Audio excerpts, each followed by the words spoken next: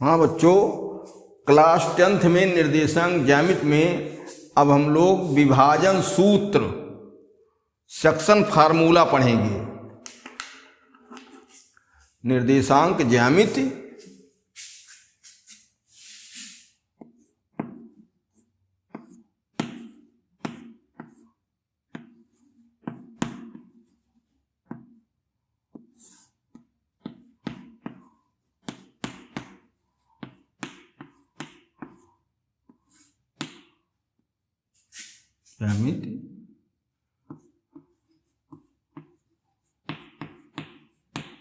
विभाजन सूत्र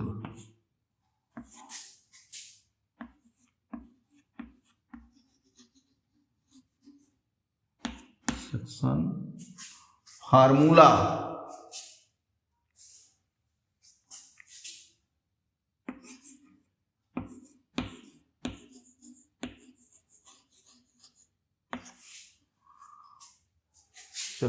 section formula, इसमें एक शब्द है विभाजन। विभाजन माने बंटना। तो यहां एक रेखाखंड, कोई रेखाखंड हो, उसी के बंटने या उसी को बांटने, उसी को विभाजित करने की बात कही गई है। जैसे एक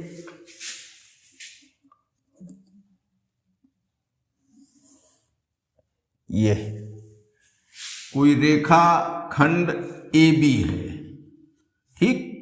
यहां के निर्देशांक x1 y1 है और यहां के निर्देशांक x2 y2 है। भाई रेखा है, रेखा के दोनों सिरे हो गए A और B, इनके निर्देशांक x1 y1 x2 y2 है, ठीक। इसमें कहीं कोई बिंदु इसको बांटता है C,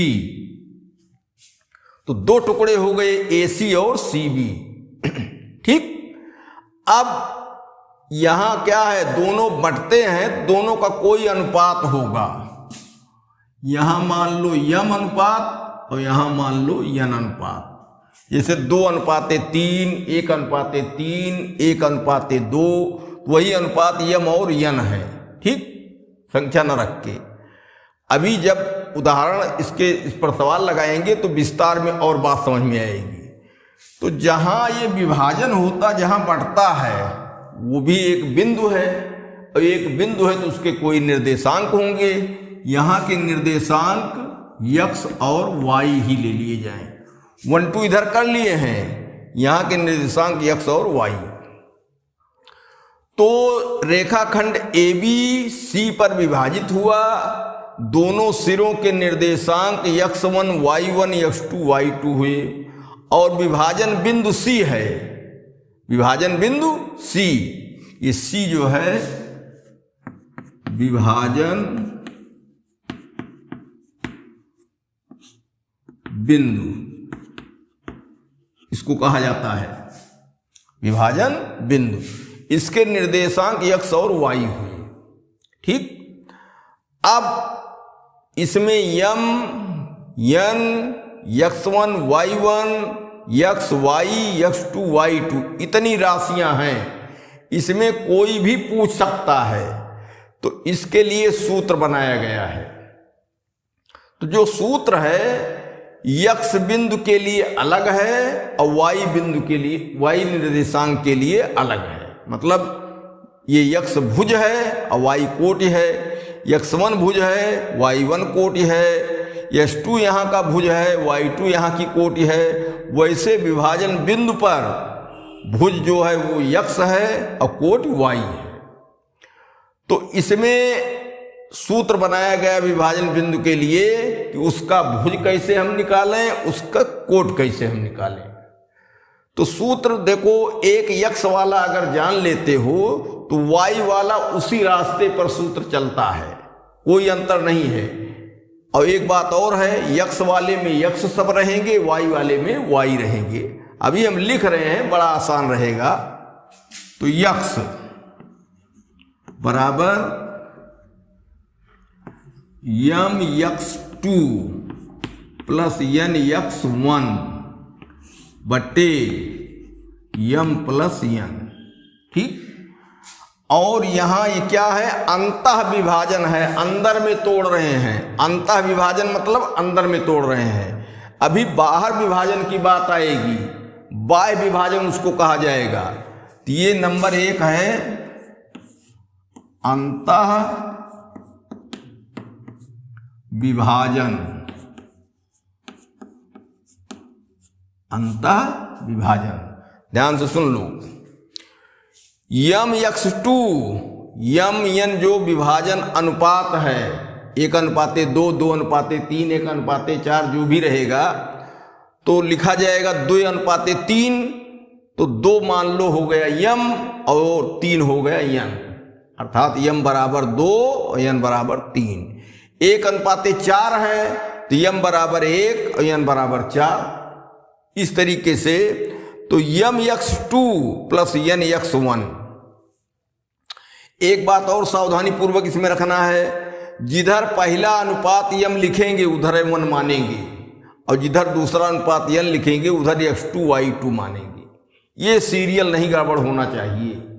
यम की तरफ 1 और यन की तरफ 2 वाले, और विभाजन बिंदु में x y रखेंगे, इसमें 1 2 नहीं रखा जाता है।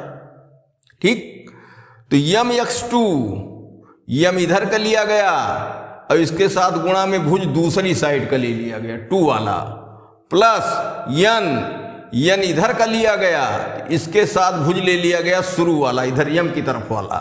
कहने का मतलब जब यम लेंगे तो उसके साथ भुज जो है वो यन की तरफ वाला, और जब यन लेंगे तो भुज उसकी तरफ यम वाला। ठीक, यक्स हो गया। और बस इसी आधार पर कोट जब निकाली जाती है तो एकदम ऐसे है, यक्स के बजाय वाई हो जाएगा। तो यम y2 प्लस यन y1 बटे यम प्लस यन। यम प्लस यन इसमें भी है, यम प्लस यन इसमें भी है। नीचे याद करने की कोई अलग से जरूरत नहीं है। और ऊपर यम x2 प्लस यन x1 और y बराबर यम y2 प्लस यन y1। एक यहाँ सुविधा ये भी है कि x वाले में केवल x रहेगा, y नहीं रहेगा। और y जब निकालेंगे, कोट निकालेंगे, तो उसमें भुज x नहीं रहेगा। इस तरीके से बड़ा आसान है। ये हो गया। अगर रेखाखंड बाह्यतः विभाजित होता है, नंबर 2 बाह्यतः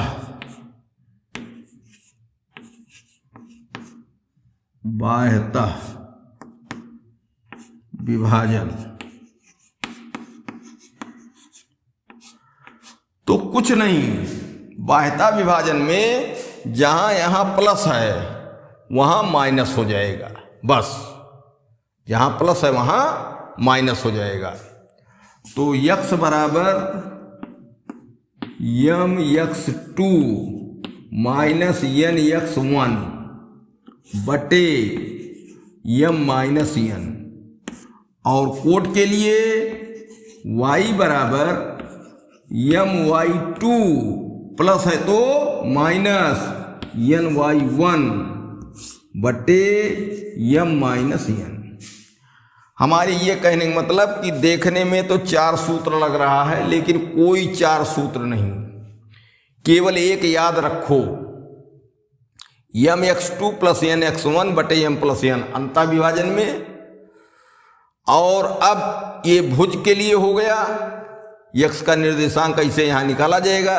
ये विभाजन बिंदु का निर्देशांक बताता है जो यक्स है, शुरू सिरों वाला विभाजन ये नहीं भुज कोटि है, विभाजन बिंदु वाला भुज कोटि है। और जब कोट निकालना हो तो इसी आधार पर, जैसे x2 है तो y2 कर दिया गया, x1 है तो y1 कर दिया गया। वही हम बार बार बता रहे हैं कि जब x वाला निकालो तो x वाला रहेगा, और जब y वाला निकालो तो y वाला रहेगा। अब आ गई बात बाह्यतः विभाजन अगर कहता है तो सब सूत्र ऐसे रहेंगे, कोई अंतर नहीं। जहां प्लस लिखते हो वहां हो जाएगा माइनस, बाकी वही यम x2 माइनस यन x1 और यम माइनस यन, यम प्लस यन है तो यम माइनस 1, यहाँ प्लस है तो यहाँ माइनस। ऐसे यहाँ प्लस है तो यहाँ माइनस, यहाँ प्लस है तो यहाँ माइनस। हमारे कहने का मतलब कि एक सूत्र याद रखो बस, भुज वाला शुरू में आ गया वही याद रखो, mx2 प्लस nx1 बटे m प्लस n। यह अंतर विभाजन में ऐसे y वाला हो जाएगा, बाह्यता विभाजन में भी ऐसे लिखो, केवल प्लस के बजाय कर दो माइनस। और एक बात इसमें बता रहे हैं कि m की तरफ x1 y1 लिए जाएंगे, n की तरफ x2 y2 लिया जाएगा। ये ध्यान रखना, पहला जो अनुपात की संख्या है जैसे 2:3 तो 2 इधर लिख दिए तो फिर 1 इधर मानना है और इधर 2 मानना है। इसको सवाल में सावधानी पूर्वक करना है, ठीक। अब इसके बाद दूसरा त्रिभुज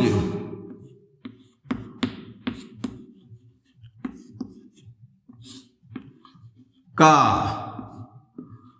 केंद्रक, ठीक। तो एक त्रिभुज है,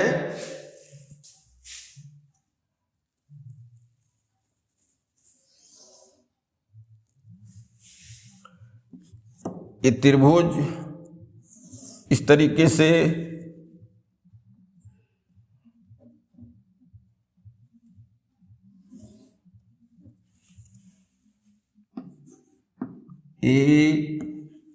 ABC, ठीक, त्रिभुज है। इसका केंद्रक बीच में कहीं होता है, ये मान लो कैपिटल G। तो त्रिभुज का केंद्रक निकालने के लिए भी सूत्र बनाया गया है, और वो है क्या, यहां x y इसके हैं निर्देशांक, x1 y1, x2 y2, x3 y3, ठीक। तो केंद्रक के भुज x है और केंद्रक कोट y है, तो x बराबर x1 plus x2 plus x3, ठीक, बटे 3। तीनों भुज जोड़ो, 3 से भाग दो। तीनों भुजों का समांतर माध्य, जैसे समांतर माध्य निकालते हो सांख्यिकी में, 3 भुज हैं, तीनों को जोड़ दिया गया और उनकी संख्या 3 है, 3 से भाग दे दिया गया। ऐसे कोट बराबर y बराबर y1 plus y2 plus y3 बटे 3। तो कोई सूत्र याद करने में कोई मेहनत नहीं है, केवल समझ लो दोनों में विभाजन वाले में, त्रिभुज के केंद्रक वाले में x वाला x में ही चलेगा, y नहीं रहेगा, और y वाले में y ही चलेगा, x नहीं रहेगा। और इसमें सीधा सीधा समांतर माध्य वाला सांख्यिकी वाला वही है, तीनों भुज जोड़ के 3 से भाग दे दो, तीनों कोट जोड़ के 3 से भाग दे दो। जो केंद्रक है त्रिभुज में उसके भुज और कोट आ जाते हैं। अब एक है मध्य बिंदु के निर्देशांक,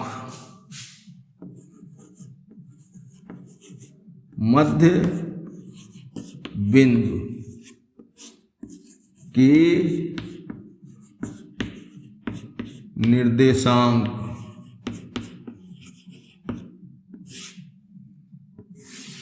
मध्य माने बीचों बीच।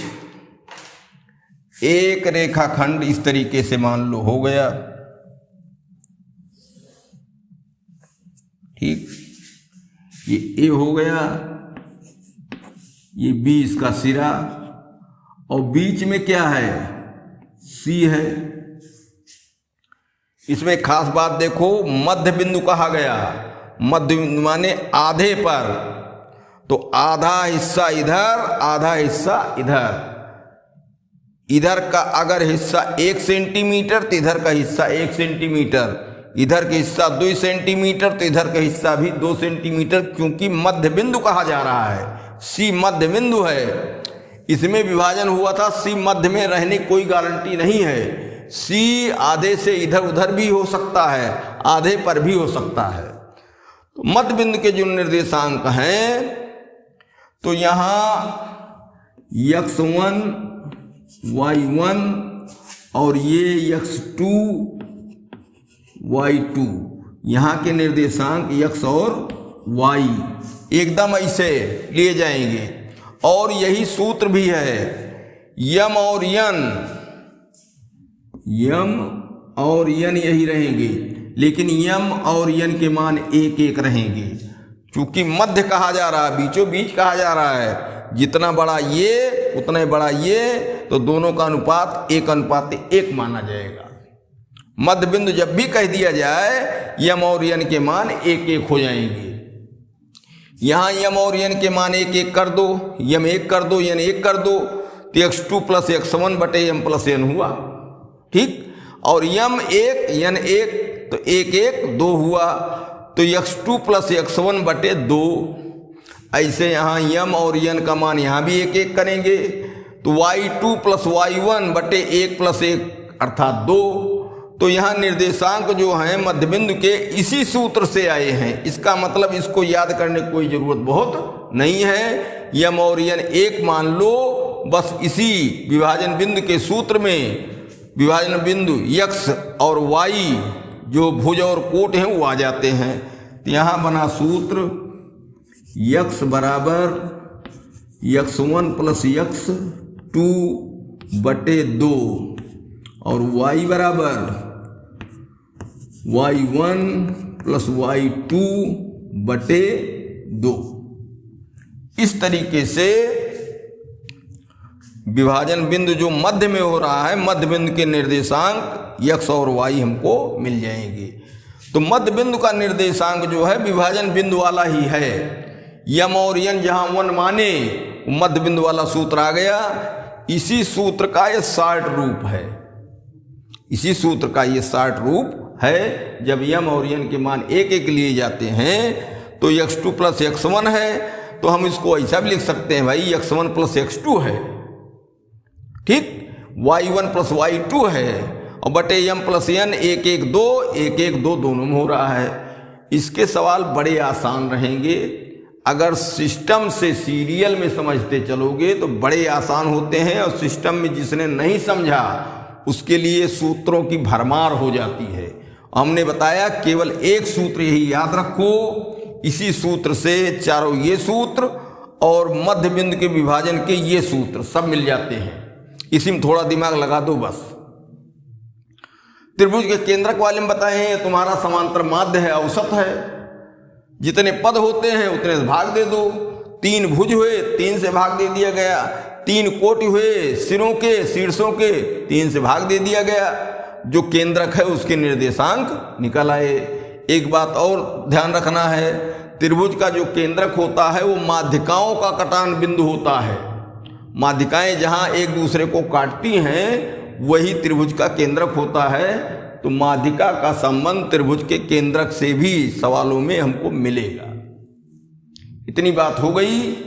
अब जो है हम लोग कुछ इस पर सवाल लगाना शुरू करें, जिससे जब सवाल लगाएंगे तब हमको ज़्यादा ये सूत्र समझ में आएंगे और सूत्रों का प्रयोग हम लोग करेंगे। एक बात हमने बताया है, त्रिभुज का जब जिक्र आवे तो एक त्रिभुज बना लीजिए। चतुर्भुज का जिक्र आए तो चतुर्भुज का चित्र बना लीजिए।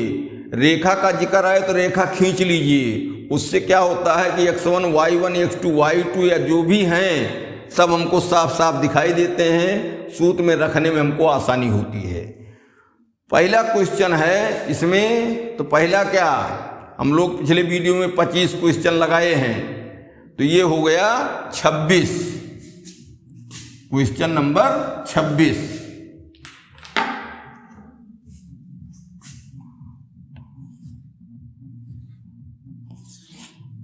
छब्बीस में क्या हुआ, 7 5 5 7 और ऋण 3 3 शीर्षों वाले त्रिभुज का केंद्रक ज्ञात कीजिए। एक त्रिभुज दिया है, उसके तीनों शीर्ष के निर्देशांक दिए गए हैं, भुज और कोण दिए गए हैं। कह रहा उसके केंद्रक के निर्देशांक बताओ। तो एक छोटा त्रिभुज खींच लो। इसमें लापरवाही नहीं भाई, त्रिभुज खींच लेने पर लिखने में, सूत्र में रखने में गलती नहीं होगी।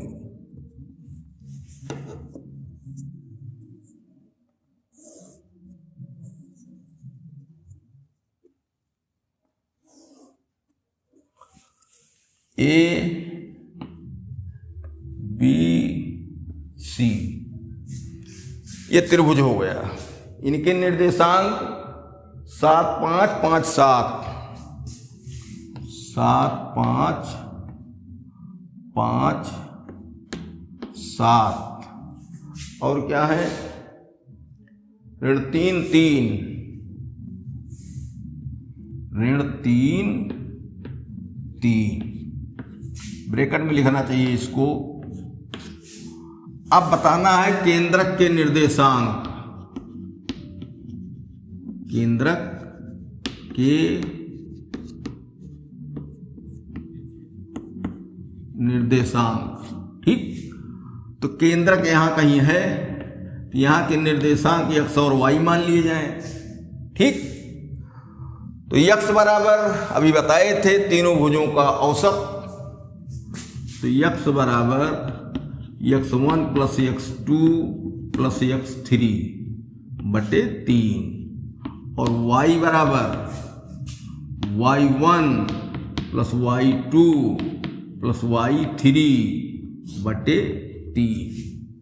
अब मान रख दो, तो x बराबर क्या हुआ, x1 ये है, x2 ये है, x3 ये है, तो 7 धन 5 ऋण 3 बटे 3 बराबर 7 5 12, धन हो गया, 3 हो गया ऋण, 3 घट गया, तो 12 में से 3 गए 9, 9 बटे 3, तो x बराबर 3 आया, 3, और y बराबर y1 5 है, y2 7 है, y3 3 है, 3 बटे 3, 7 5 12 3, 15 बटे 3, 3 1 3, 3 बचे 15 बराबर 5, तो y बराबर 5। तो केंद्रक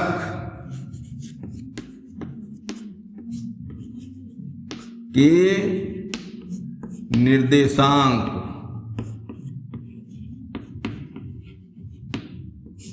बराबर क्या हो गया, भुज पहले लिखेंगे 3 और 5। इस तरीके से केंद्रक हमको मिल गए। अब कह रहा है दूसरा का मतलब 27, छोटा सवाल है। 6 0 0 8 को मिलाने वाले रेखाखंड के मध्य बिंदु के निर्देशांक ज्ञात करो। मध्य बिंदु वाला भी बताए थे, दोनों भुज जोड़ के 2 से भाग कर दो, दोनों कोण जोड़ के 2 से भाग कर दो। यम और यन के मान 1 लेने पर यहीं से सूत्र मिल जाता है। यम और यन का मान 1 ले लें तो यहीं सूत्र मिल जाता है। तो रेखा पहले खींच दो। ठीक, यहां के निर्देशांक क्या है, 6 0, भुज है 6, कोण है 0। दूसरे सिरे के निर्देशांक 0 8 0 8।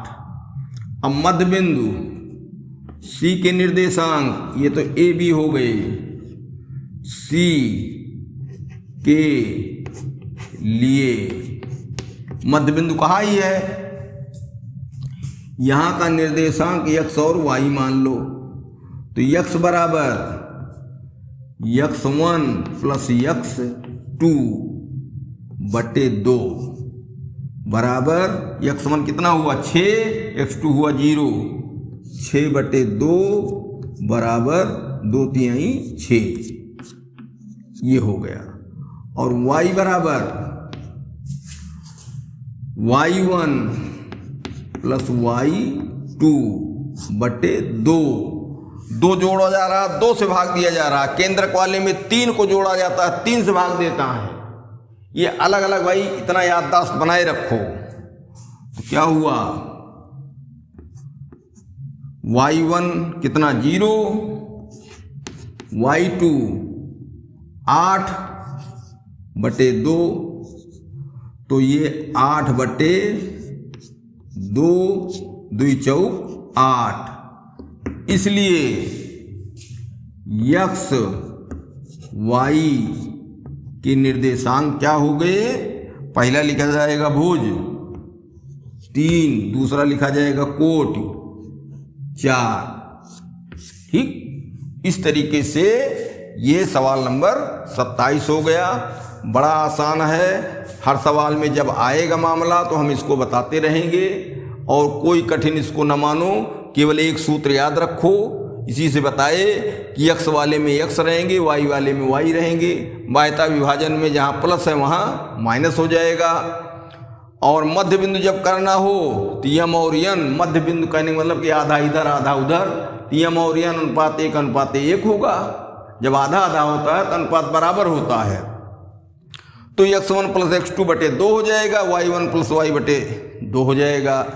त्रिभुज के केंद्रक में तीनों सिरों के निर्देशांक भुज और कोट रहेंगे, तो भुज का औसत या समांतर माध्य जैसे सांख्यिकी पढ़ते हो, और कोट का समांतर माध्य x1 + x2 + x3 बटे 3, 3 जोड़ रहे हैं 3 से भाग देंगे, वहाँ 2 जोड़ रहे हैं 2 से भाग दे रहे हैं। ऐसे y के लिए y1 + y2 + y3 बटे 3। इस तरीके से विभाजन बिंदु हमको मिल जा रहा है। अब इस पर सवाल को चलेंगे। अगर कोई वीडियो में गैप नहीं करोगे तो सब बहुत आसान है। 4 नंबर में ये कम से कम आते हैं, नहीं तो अगर ज़्यादा नंबर के होंगे, मतलब ज़्यादा नंबर में भी आ सकते हैं। इसमें सवाल हम लगवाएंगे और लगभग 50 सवाल लगवा देंगे, जिससे हर तरह का सवाल तुम्हारी निगाह में आ जाए। सवाल बड़े आसान रहेंगे।